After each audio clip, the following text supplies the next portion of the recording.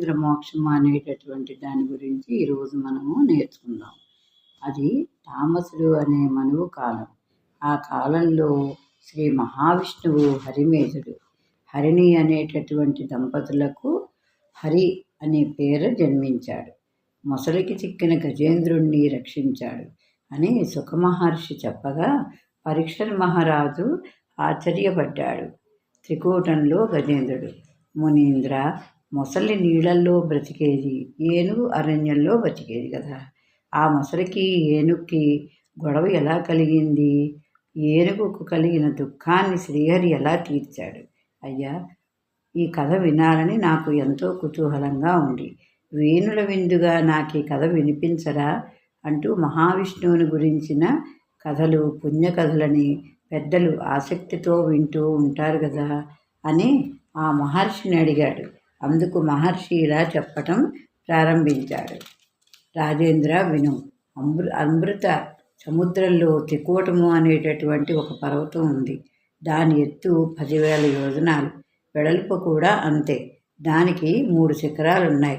వాటిలో ఒకటి సువర్ణమయము, రెండోది లోహమయము, మూడోది రజతమయము. వాటి పక్క భాగాలు రత్నమయాలు.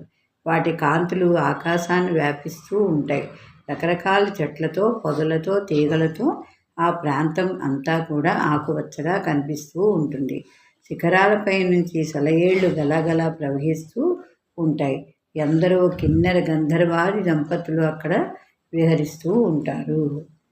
ఆ పర్వత ప్రాంతంలో దున్నలు, ఎలుగుబంట్లు, పాములు, ఖడ్గమృగాలు, కోతులు మొదలైనవి అన్నీ కూడా తిరుగుతూ ఉంటాయి. అన్ని ప్రాణుల్లోనూ చెప్పుకోదగినవి ఏనుగులు.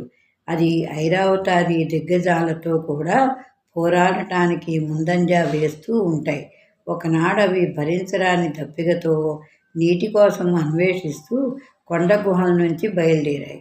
పగలంతా ఎండకు నిలవలేక గుహల్లో దాగిన చీకట్లు సూర్యుడు తేజస్సు కోల్పోయిన సాయం సమయంలో నిర్భయంగా బయటికి వస్తున్నాయేమో అన్నట్లు వనం ప్రవేశించి కొండలకైనా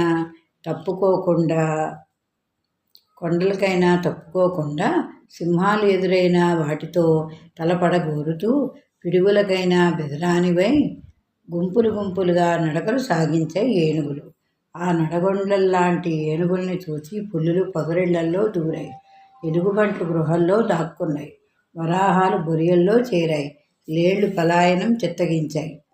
దున్నలు మడుగుల్లోకి వచ్చాయి. కూతులు కొండలకి ఎగబాకాయి.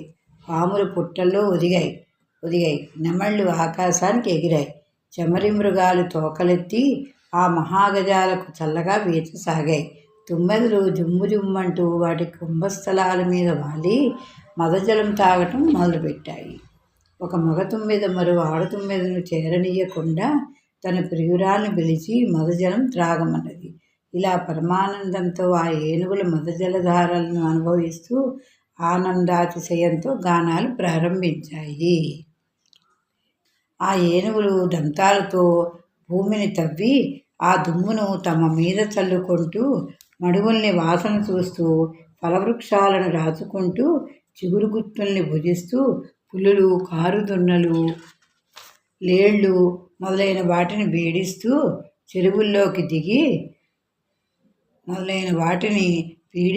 చెరువుల్లోకి దిగి నీళ్లను కలచివేస్తూ అతి భయంకరంగా విహరించసాగాయి. ఈ రోజుకి ఈ కథ ఇంత. రేపు మళ్ళీ మిగతాది చదువుకుందాం.